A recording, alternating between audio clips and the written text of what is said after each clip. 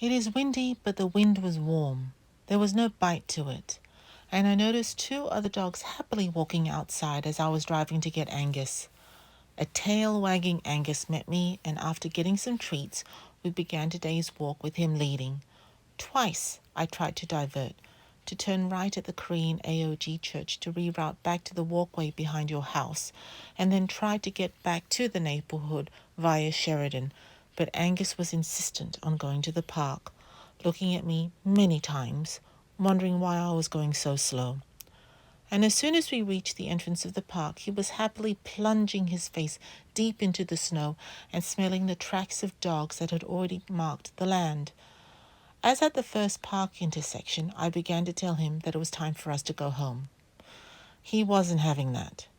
I proceeded to let him go to his prairie, as that was my mental endpoint, and that's where your treats were deployed. He was perfectly behaved when we passed 3 dogs, although none of the dogs were daring him, unlike that hefty bulldog that we met before Christmas.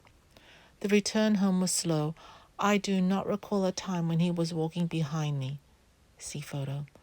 Poor Angus was so reluctant. Angus helped me bring in your garbage bins, and we shook hands outside for a job well done.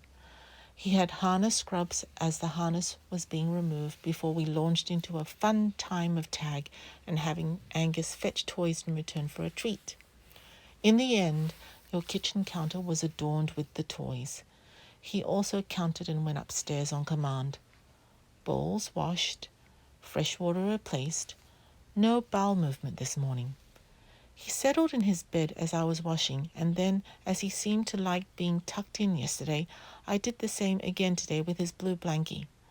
I left Angus warm and snuggled up and about to take a nap.